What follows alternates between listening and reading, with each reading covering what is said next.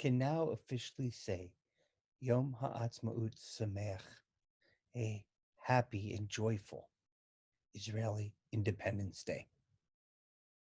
I'd like to share with you, though, not a message about Yom Ha'atzmaut.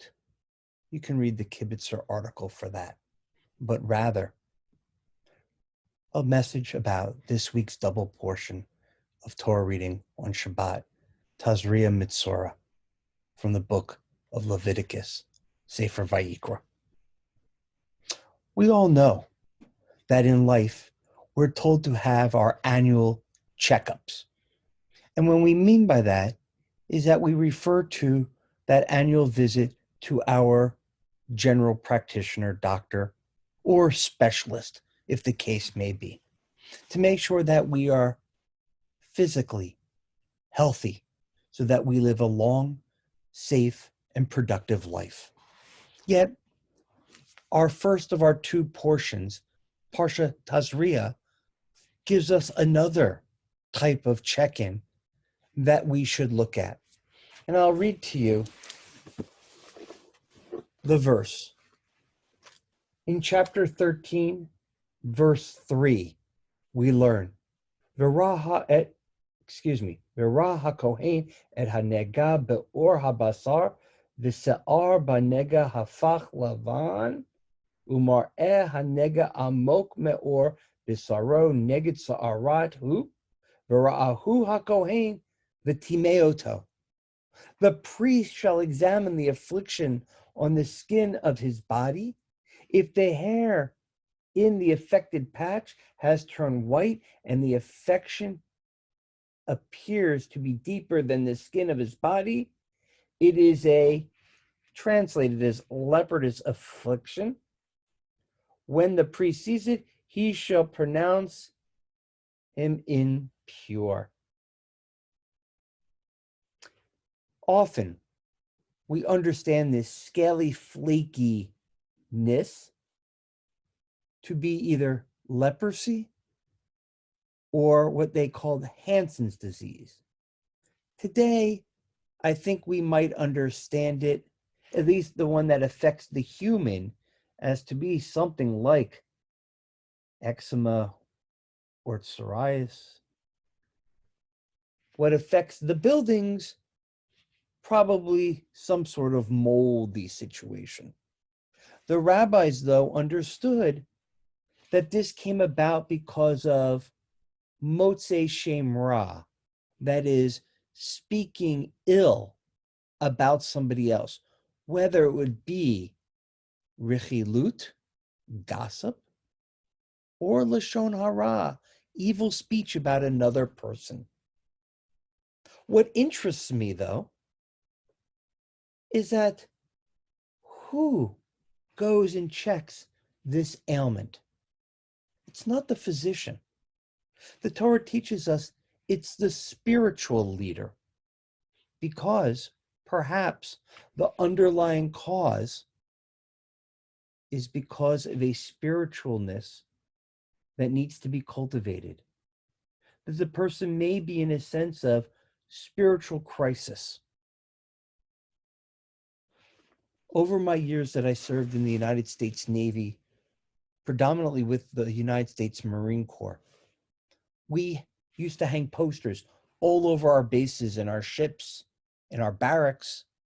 And those said, have you had your spiritual checkup?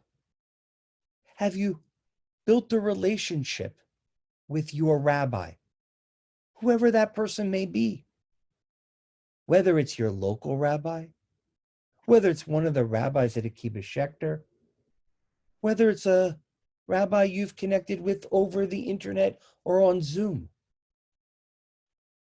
How often do we, when our children ask us questions at Pesach Seder or at other times of the year, when we don't know the answer or we're not sure, how often do we turn around to our children and say, that was a wonderful question.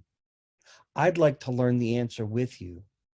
Why don't we go ahead and give Rabbi, whoever that would be, a call to see if we can learn together.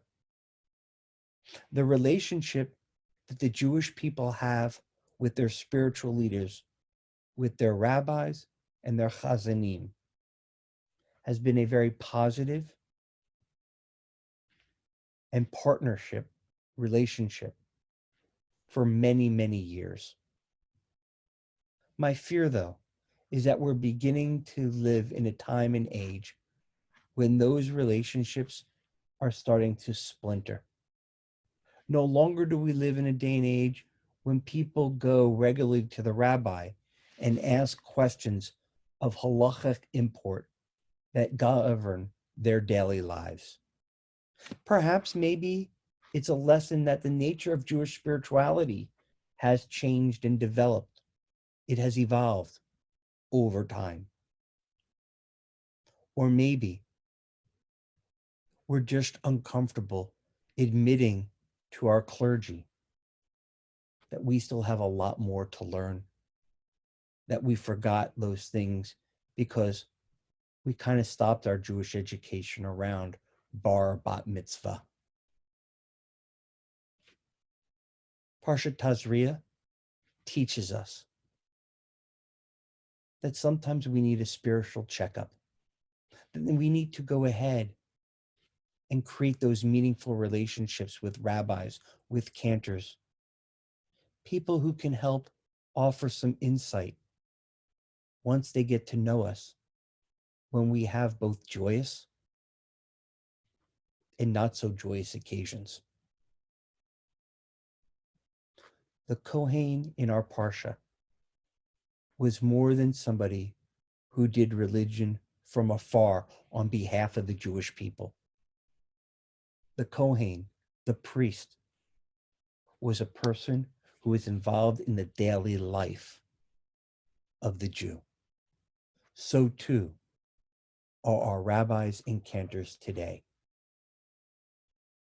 On behalf of all of my colleagues, of every denomination within the Jewish world, I invite you, our students at the Kibbutz Schechter, and our families to connect, to pick up the phone, send an email, and build those relationships. Shabbat Shalom.